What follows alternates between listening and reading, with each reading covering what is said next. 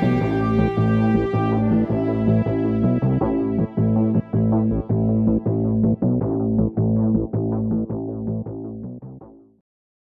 afternoon. It's Thursday, the 15th of September 2016, just after 1 o'clock. Welcome to UK Column News. I'm your host, Mike Robinson. I'm delighted to say I'm joined today by Mark Anderson from American Free Press. And before we start, I have to say happy International Democracy Day. We'll be talking about that shortly. But Mark, we're going to begin with the front page of American Free Press as usual, because, of course, as we mentioned last week, over the weekend, you were giving a presentation about the weaponization of the media at a 9/11 event. So how did the event go, first of all, and give us a bit of background into what you were speaking about? The event in Austin, Texas went quite well. The turnout was very good, and we had it on live stream, and it's archived now. And so a lot of people saw it there as well. And I didn't speak very much on 9/11 events from 15 years ago specific.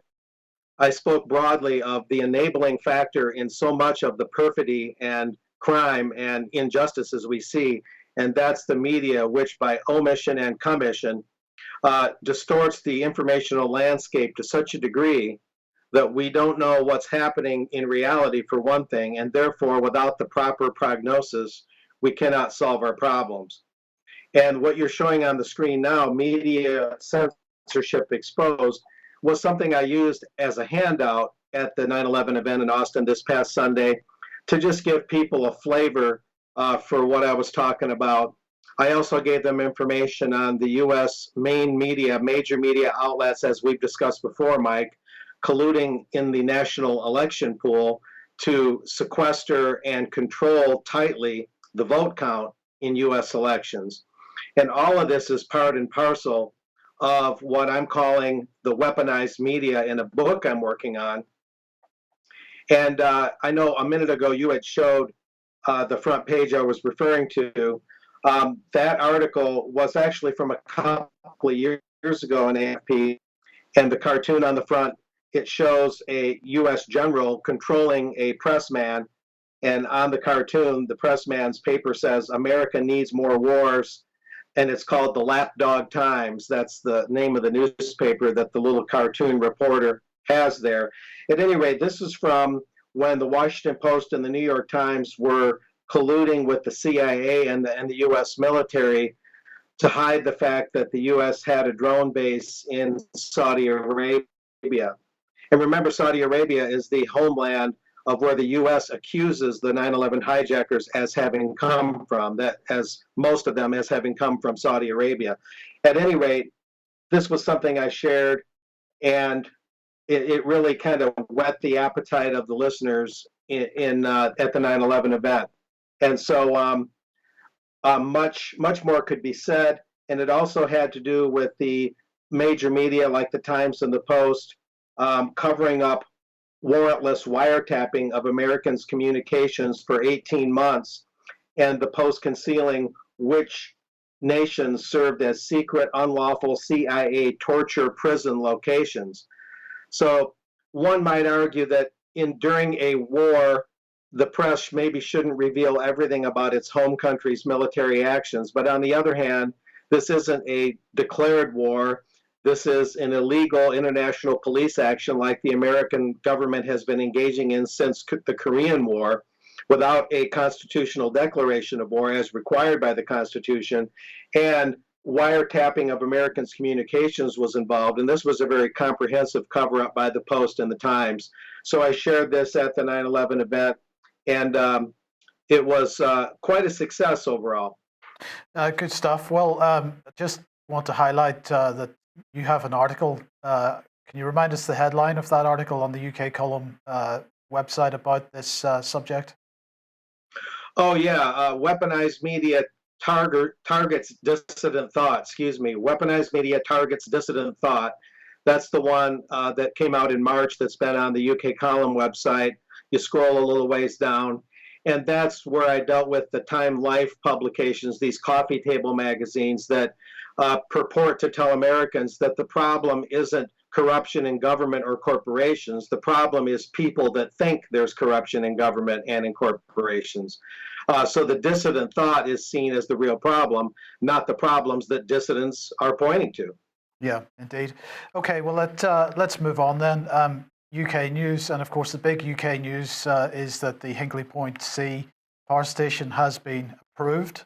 And what the government said was that following a comprehensive review of the Hinkley Point C project and a revised agreement with EDF, the government has decided to proceed with the first new nuclear power station for a generation. However, ministers will impose a new legal framework for the future foreign investment and Britain's crucial infrastructure, which will include nuclear energy and apply after Hinkley.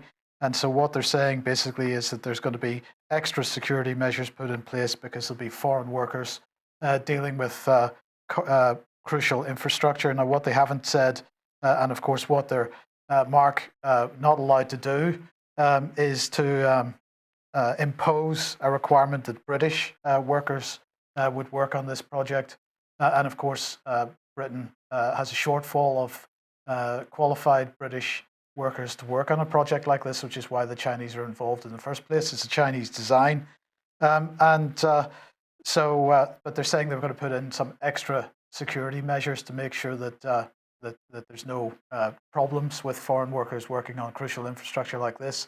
And what they've also said is that they're going to make sure that that the power station can't be sold without the government knowing about it. So this is basically the government saying they're going to take a large enough stake in the actual physical infrastructure to make sure that should that be sold, that they as a major shareholder would not be unaware of that sale. Greg Clark here, who is the Secretary of State for Business, he said, having thoroughly reviewed the proposal for Hinkley Point C, we will introduce a series of measures to enhance security and will ensure Hinkley cannot change hands without government agreement. Well, that's great. But the really great thing about this, of course, is the strike price.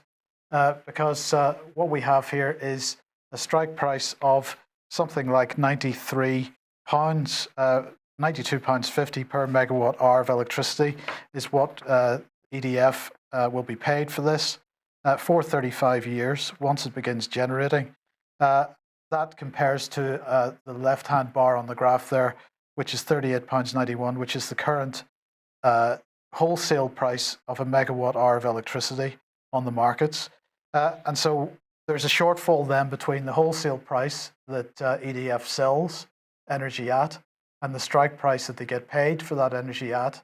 And the difference is made up in consumer bills. So this is not a subsidy, apparently, because it's not taxpayer money, apparently. And yet taxpayers, who are all the consumers of electricity, pay in any case. So that goes onto our bills. Now, of course, if you look at other methods of power generation, particularly renewables, up until recently, offshore wind, for example, had a strike price over £100 per megawatt hour. Energy from waste had £82. Solar energy had £50. And so in each of those cases, the shortfall between the wholesale price and the strike price is made up by the consumer. But the difference here, of course, is that nuclear comprises a much larger component of the overall energy production in the UK. So the effect of this, in this case, is going to be that much bigger. This is a pretty dodgy deal because what they've done is they've put nuclear in the same category as other renewables, and offered a strike price that isn't perhaps certainly isn't available to anybody producing a gas-fired power station, or, well, of course, we can't produce coal-fired power stations anymore because of allegedly greenhouse gases. So that's the situation, and we're going to have to pay lots for this. But don't worry, they've dealt with the security issues. Does this seem reasonable to you, Mark? You know, it's hard to gauge right out of the starting gate here, Mike. You know, Britain and America have some differences. America has less reliance on nuclear power than we had in recent years because we've had to refit old plants. The NRC, the Nuclear Regulatory Commission, has not allowed cutting edge, state of the art nuclear plants to be built, certainly not in any number.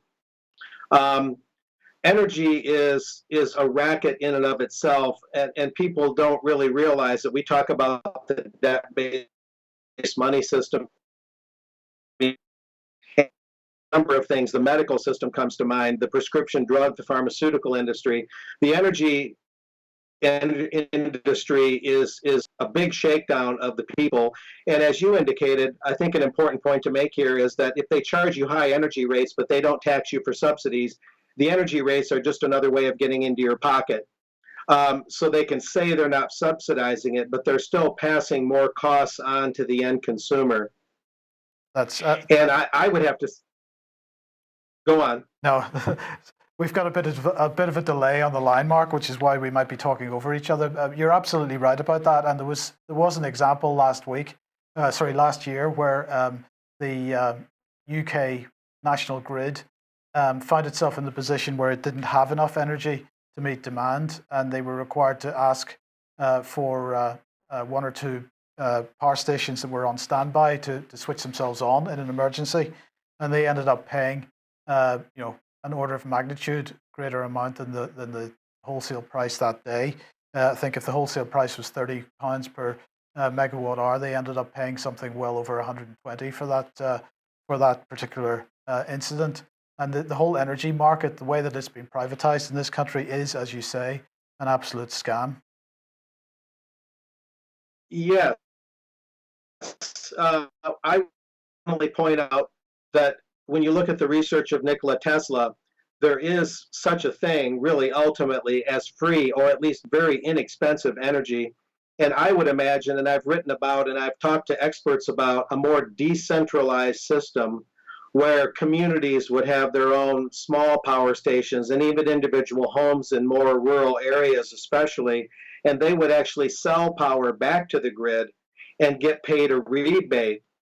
And Germany recently reached a point where they had something like 70 or 80% of their power in sunny tropical paradise in Germany. At any rate, what we don't get is the complete news story, the complete information, where we can have decentralized systems that are more self-sufficient and are not wrapped up in large corporations that are leveraging the strike price as you're describing. Yeah. So much is not reported, and we don't know all our options clearly, and that creates this over-dependency on these systems being constructed by the Chinese. Indeed. Right. Okay. Well, let's move on to Brexit then. And here we have Herman Van Rompuy, who of course is former president of the European Council, and he was on BBC Radio 4 this morning, and he's basically saying it quite clearly that it's highly unlikely that any negotiations for Brexit could possibly start before next winter. That's winter 2017, because he's saying before the German elections and before there's a new German government, that no serious negotiations could take place. He said you can always start with more technical matters, but the hardcore, the difficult topics will be tackled after the constitution of a new German government, and that will be October, November. So is there ever going to be a Brexit? Well, we say that there isn't. But to reinforce this, the Express today saying, headline, panicked civil servants drew up secret plans before the EU, secret Brexit plans, that is, before the EU referendum. And they're quoting Sir Jeremy Haywood, the head of the civil service, as saying that really they were taken by surprise. They had to work pretty hard to deal with these, or to try to come up with some basic plans, but they didn't tell the government about it. So the Express here said that Sir Jeremy's remarks are in direct contrast with credit rating company Fitch Ratings, who claimed that the British government was not well equipped to quit the EU. But in fact, Haywood's comments are exactly in line with what Fitch said, if they're true, because Fitch saying that the government was not well equipped, Haywood saying that it was the civil service that had done some work, but they hadn't told the government. And so the question lies, how much work have they done? And what has become of that work? Has that been fed into the current situation with David Davis working to get us out of Brexit? So he says. But of course, other indications that Brexit is a scam come from this, because one of the excuses or one of the things that's being highlighted following Brexit is that we're starting to kill Polish people in this country. But apparently that is the excuse for putting Polish police on Britain's streets. Well, we've been warning about this for quite some time, that this was coming, that foreign police would be on the streets of Britain. And here we go. The government saying that these Polish policemen will not have any policing role to play.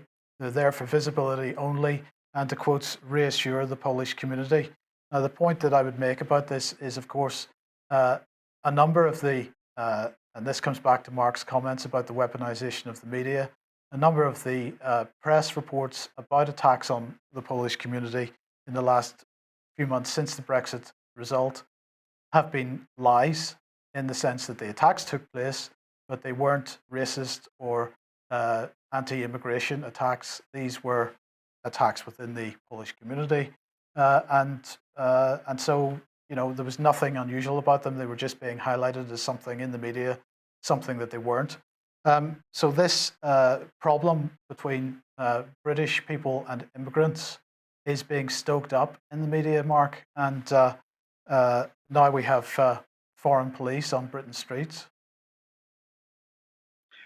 I've heard similar things, Mike, that at least some of the reports in Sweden of Swedish women being raped or assaulted or accosted by migrants, be they from Syria or other countries, that those reports are exaggerated. And it could very well be for the same reason, to justify this internationalization of police patrolling. It's difficult to believe that these Polish police would be in the UK simply and only for visibility. All that expense and all that time away from their home country. This is not to say that there are not crimes committed by migrants. It's such a large migration in such a short amount of time, caused by the UK and British and Western military machine displacing all these people. We must never forget that. But a number of these reports, Germany, Sweden, are exaggerated, and in some cases literally lies cut from whole cloth. And a lot of these assaults don't take place, or the nature of the assaults is not what we initially heard. So the media, the weaponized media, the biased media, all these different names, these distortions and omissions are critically damaging to our perception of reality, and we cannot get a handle on these things. And that includes, of course, this notion that, hey, Brexit is real. Don't worry, it's coming. We're going to get that divorce from the EU. But nothing really ever happens on this filing for divorce that happened back on June 23rd, and that's all it was. Filing for divorce, getting it finalized is a whole nother matter. And it's getting to the point to where even if there was a consummated Brexit, it won't make enough difference if it does happen, because the UK is part of the TTIP treaty, which merges it with the EU economically. And as we've talked about, there's an EU army that Britain is tied up with. How do you exit the EU when you have military and economic ties anyway? So it's such a based, multifaceted scam. That's absolutely right, and which leads us on nicely to this, because one of the other things that we've been pointing out is that the Commonwealth is a very important piece of this jigsaw puzzle as well. So what we believe is happening is a reorientation, perhaps from Europe by Britain towards the Commonwealth. We've seen hints of this over the last few months, but even over the last few years, we've been asking what is the mechanism towards global governance that is going to be used, and we believe the Commonwealth is a mechanism that is absolutely on the cards towards some form of global governance. Now, this is Andrew MacLeod, who's a visiting professor at King's College and a non-executive director of Cornerstone Capital in the United States. He says he was a Remain campaigner and has now combined with Brexit campaigners to form the Brexit Advisory Services at UK's Griffin Law, apparently. So he is basically saying that a post-Brexit Britain can be envisaged, that perhaps we need to be getting in, creating a larger pan national organization. The Commonwealth has existed for many, many years, of course, but it has not been promoted as something quite the same type of capabilities as the European Union. But this is being increasingly discussed, and as this article says, a Commonwealth visa system could save post-Brexit Britain from obscurity. This is the agenda that they're pushing. It's the same type of agenda as the European Union, and just a different mechanism for getting there. But Mark, let's go back to the United States now, and this article in The Guardian. I find this quite staggering because we're seeing in the opinion polls Donald Trump seeming to move ahead as far as the election is concerned. And the timing of this decision by Ford to move all its small car production to Mexico it can't be a coincidence. It absolutely falls into Trump's hands because he can make major political capital with this. So is this just a coincidence, or is this more example of weaponization of press releases and media and corporate interests deciding who's going to be the next US president?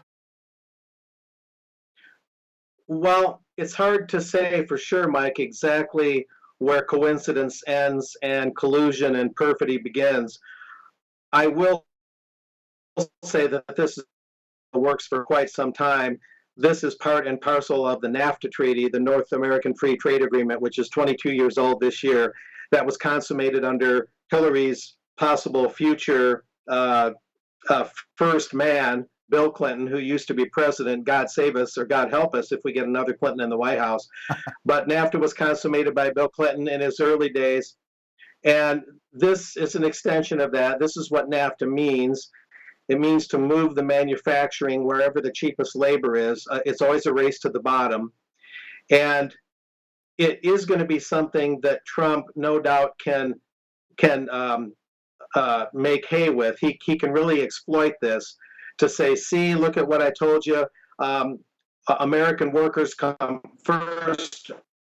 We're going to make the slogan. And so he'll probably, I'm speculating here, he'll probably make a lot of hay of this and say, I'm going to try and reverse this, or at least reduce its impact, and so on and so forth. And so we'll have to really wait and see where this goes.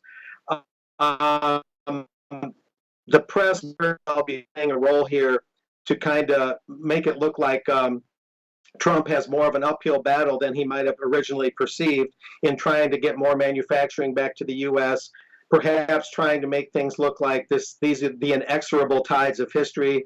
This is the way it is, Donald. This is NAFTA. Just deal with it.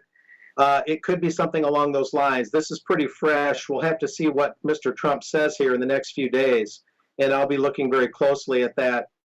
No doubt about that. So. Okay, and then the other piece of U.S. election-related news is, of course, there are hearings still continuing over Hillary Clinton's email servers. And this article from Zero Hedge, excuse the language a little bit. This is BleachBit, which is the company that was providing Hillary with the email services. And they were in front of a committee in Congress and apparently unwilling to say a word about the thing, but they just made fools of themselves in the process, did they not? I believe so. I saw the Associated Press version, Mike, where one Brian Pagliano, who was a State Department computer specialist tasked with setting up Clinton's servers, he also pled the Fifth Amendment, and refused to testify, claiming it would lead to self-incrimination. In my book, that means that I'm guilty, and if I speak about this, I'm going to put my foot in my mouth, so I won't speak about it.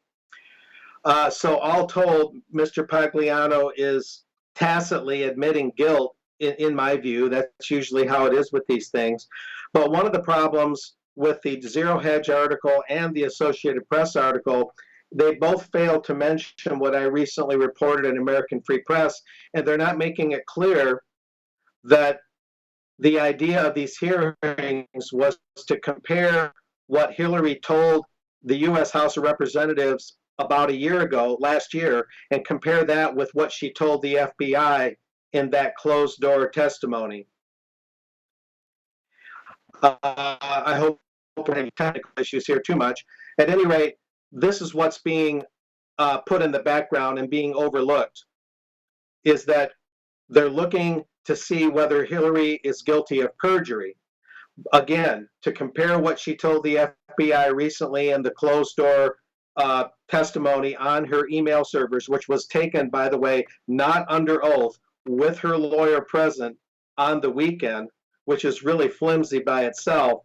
But they're looking for perjury, to compare what Hillary told the House last year and compare that with what she told the FBI recently. And that search for her perjuring herself is not being mentioned in the press accounts anymore by Associated Press, and as far as I can tell, not by Zero Hedge either. So we're getting a lot of misreporting here, and they're kind of burying the true essential nature of these hearings, and that's to see if Hillary has perjured herself. Okay, so is this going to have any impact at the end of the day on the actual result? It should, but like so many things, Hillary just seems to have so many get out of jail free cards. It seems like no matter what people throw at her, it doesn't fully stick, although her own health, rumors and allegations running from Parkinson's to something that seems more factual, and that's pneumonia, her own health being really the main thing that could present an obstacle to her full ascendancy to the presidency. It's difficult to believe that she could have these admitted problems of her health, not to mention her felonious past, and still be on track to be the possible president. When JFK and FDR and others ran, the health issues were suppressed. There's no doubt the media helped suppress them. But had those health issues been as publicized as Hillary's are, if they would have gotten the kind of publicity Hillary's health problems are getting, then Jack Kennedy wouldn't have never been president, very likely, and FDR likely wouldn't have been reelected. His health problems came a little more gradually as his 3 terms went along. So this is a very interesting issue.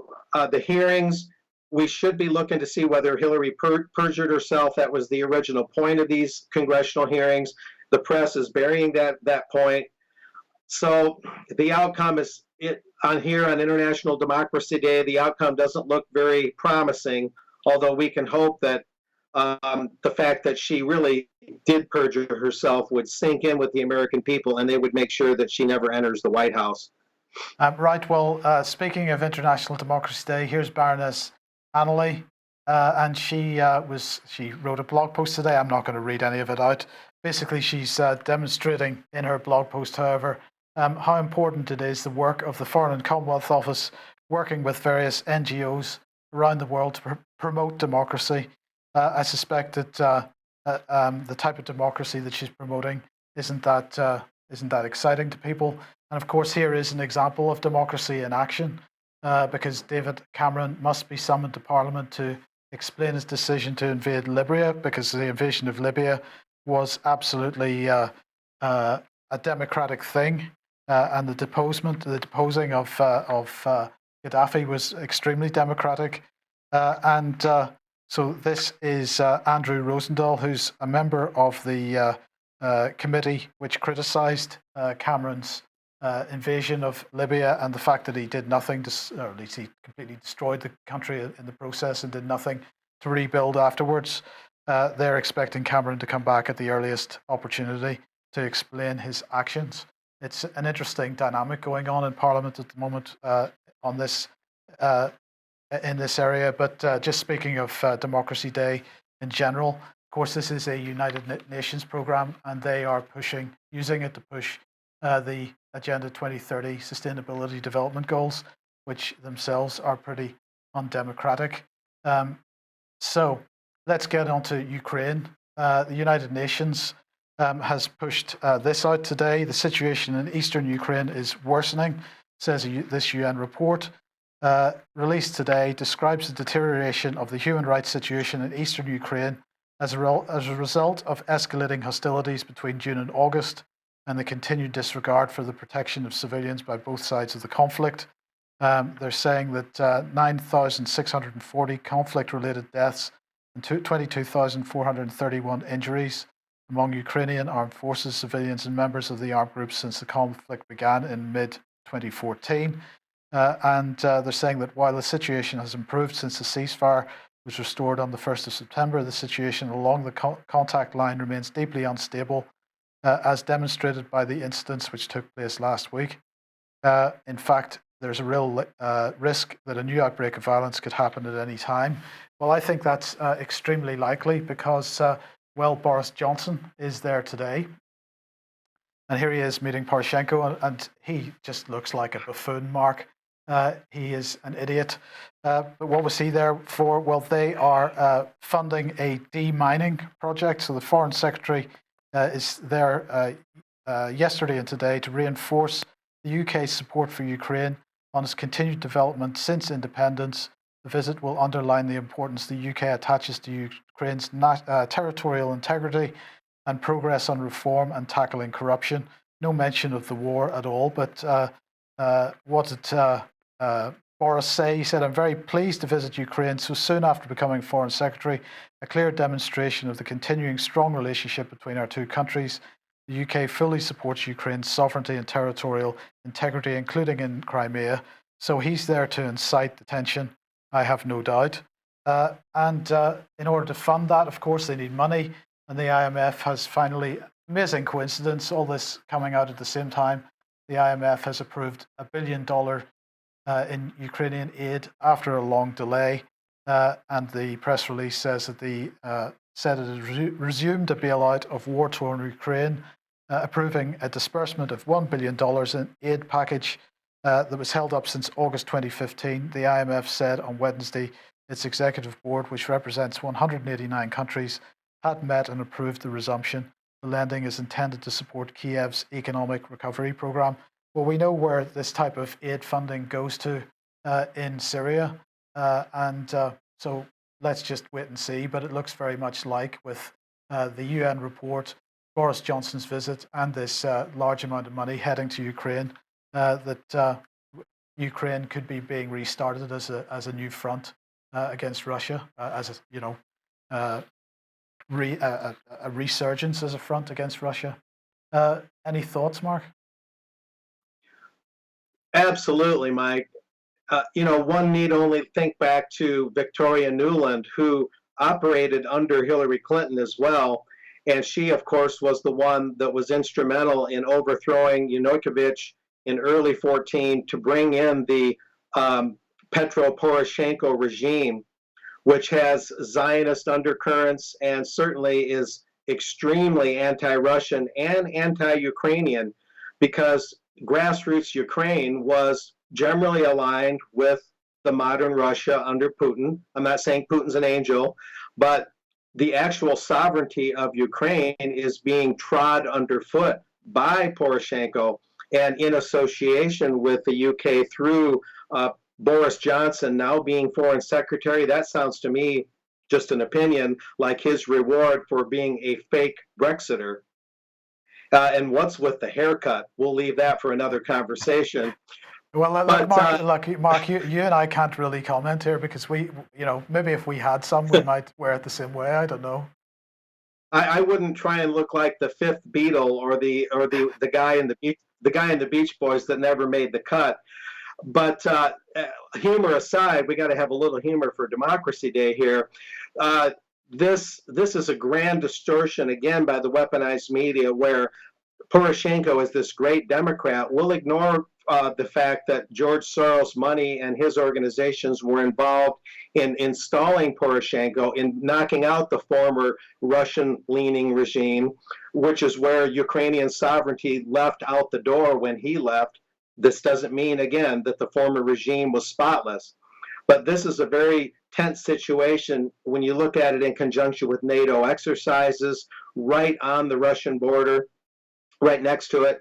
And this is very, very troubling because they give this democratic veneer to this imposter regime run by this tool, this stooge Poroshenko. and Yatsenyuk, the one they called Yats for short. I don't know his current status, but this was installed under the State Department, and that included in the earlier machinations the Hillary Clinton State Department, and onward post-Hillary Clinton, and Victoria Nuland being the main agent there for the West in overthrowing what was the much more grassroots Ukraine government. And now we have this imposter state and saber-rattling for war with Russia. And the whole thing is very, very troubling. And the media, again, is just not telling it straight in so many instances. Okay, well, pressure on Russia, absolutely. Let's look at this Washington Post article because, of course, this is extremely democratic as well. U.S. intelligence agencies are expanding spying operations against Russia on a greater scale than at any time since the Cold War, U.S. officials have said. So they're mobilizing CIA, national security agencies, satellite systems, other intelligence assets. They're describing it as a shift in resources across the spy services. The way that this is being ramped up, Mark, the spy agencies clearly getting very excited about the fact that that at the very least this is a new Cold War beginning. Indeed, the whole war on terror in the U.S. lexicon replaced the Cold War. The Project for a New American Century, which some link to 9/11 because they called for a new Pearl Harbor. Some say that new Pearl Harbor was the 9/11 attacks, and that elements or factions within the U.S. government were partially responsible for 9/11. That was mentioned a lot this past weekend at the 9/11 program in Austin. And so the idea is that the U.S. establishment long ago began working on replacing the Cold War with the war on terror. And what you're talking about, Mike, seems to be another manifestation of this idea. The NSA, the CIA, and MI6 and GCHQ, the whole gamut, is looking at the war on terror as the new Cold War. But the irony is, of course, as we just spoke of a minute ago, they're trying to revive the old Cold War with Russia at the same time. So to have the war on terror with Islam and the Cold War 2.0 with the new Russia is double trouble here in our respective nations, Mike. And we need more than ever a new media, a media to eventually supersede this media through omission and commission from the BBC to ABC that's making it so difficult to navigate this dangerous minefield. Absolutely. Now, of course, sticking with democracy, I can't imagine a more democratic state on the planet than Israel. So we've kept this one back because, of course, this news came out yesterday. We kept this for today to discuss it today. Record U.S. military aid deal for Russia signed yesterday. I believe it's something along $36 billion. Is that right? It's $38 billion. I have some pretty tangible information on this. I spoke right after this to Allison Weir, who I heard her speak live to an audience in Dearborn, Michigan in early July of this year. She's with the organization IfAmericansKnew.org. And she outlines through her and her researchers, through many credible sources, the incredible cultural, economic, military, and overall cost to America of supporting Israel, especially in earnest since the late 60s, early 70s, when Israel had the well-known wars of that era. And it's worked its way up to $3.8 billion a year. So this latest record amount is $38 billion, or $3.8 billion a year over 10 years. She did make an interesting point that Netanyahu did not get as much as he wanted. He's been angling to get $5 billion a year, which would have been $50 billion over 10 years, and he didn't get it. What she pointed out is that actually every time Israel gets this aid at the beginning of our fiscal year, that's when it always happens, right around early September, they always say it's a record amount, and it is, because every year it notches up just a little higher by decimal points, by percentage points. But nevertheless, he wanted $5 billion in his most recent negotiations. He's only getting 3.8. Israel is the only country that spends 40% of that aid on Israeli companies, domestic companies of its own. Other countries getting American foreign aid are required to spend virtually 100% of that money on American companies, American defense contractors, and other American contractors. Israel gets away with spending 40% of this aid, 38 billion over 10 years, on its own industries. But finally, according to Alison Weir, in about 6 years, this is a long time, this is very slow, supposedly in 6 years, Israel is required to phase that out and has to spend virtually all, if not all of its aid on American contractors, rather than like now, spending almost half of it on Israeli contractors and getting special treatment. And again, they get their foreign aid in one lump sum. America has to borrow and pay interest on that sum, whereas other nations get their foreign aid throughout the fiscal year in installments. Israel gets special treatment across the board in its domestic spending of our foreign aid and in getting it in one lump sum rather than in installments. And America borrows and has borrowed tens and tens of billions over the years at interest to give this to Israel in one lump sum. And when you consider the destruction wrought upon Palestine by the Israeli forces in such lopsided odds, such powerful, modern, sophisticated weaponry against villagers with crude shoulder-launched rockets and a few stones in slingshots like David and Goliath from the Bible, when you consider the disparities and the media distortion reporting many times over the Israeli atrocities, the Israeli deaths compared to the much higher Palestinian deaths, but making it sound like the Israeli deaths are just as bad or much worse. You add the media disparity, the media distortion, and you truly have a very difficult situation. But that's the reality from a very good source right now. Okay, well, Mark, I think the theme that has been running, the thread that's been running right through this news program is the story that we started off with, which is the weaponization of the media. And of course, we are hearing that Leveson 2 is on its way in this country. At least that is what's being pressed for at the moment. So the attack on the media in this country hasn't changed. Is there a similar attack still going on? Perhaps there's not needed to be because it's a done deal in the United States. Yes, there isn't really a need to attack the media. There's, as we talked about earlier, there's an attack by the media on dissident thought, because in America, there's such a multifaceted situation here. There's so many citizen journalists. Of course, they exist in large numbers throughout the world, including the UK. So they're worried about the alternative media. I think it's been infiltrated in some limited areas, although that's very troubling. But they're worried about the alternative media. They don't really have an attack on the media like the Leveson inquiry that I'm aware of, but there's this concentration of ownership here in America of the media that many people are worried about. That was talked about this past weekend at the 9/11 event in Austin. And this concentrated media, for instance, when you look at it, you'll find that the Associated Press coverage of the Israeli-Palestinian conflict distorts reality. Underreporting the number of Palestinians killed. AP reports on Israeli children's deaths much more often than the deaths occurred, but they fail to cover 85% of Palestinian children killed. So to the tune of 85%, the Palestinian deaths are underreported by the Associated Press. That was about 12 years ago. I don't imagine it's improved much now, but yeah, in America, there really isn't anything that I'm aware of like the Leveson inquiry. It's a little bit different situation. Okay, but of course, to have any kind of democracy, you've got to have a free press. I think we don't, but we'll keep an eye on it and make sure that we do our best to make sure that alternative media covers the stories that the mainstream doesn't. Mark, thank you very much for joining us today. We're out of time. Any closing remarks, briefly? Well, I would take a note on USA Today having come out with an article battling the Islamic State inside the command center.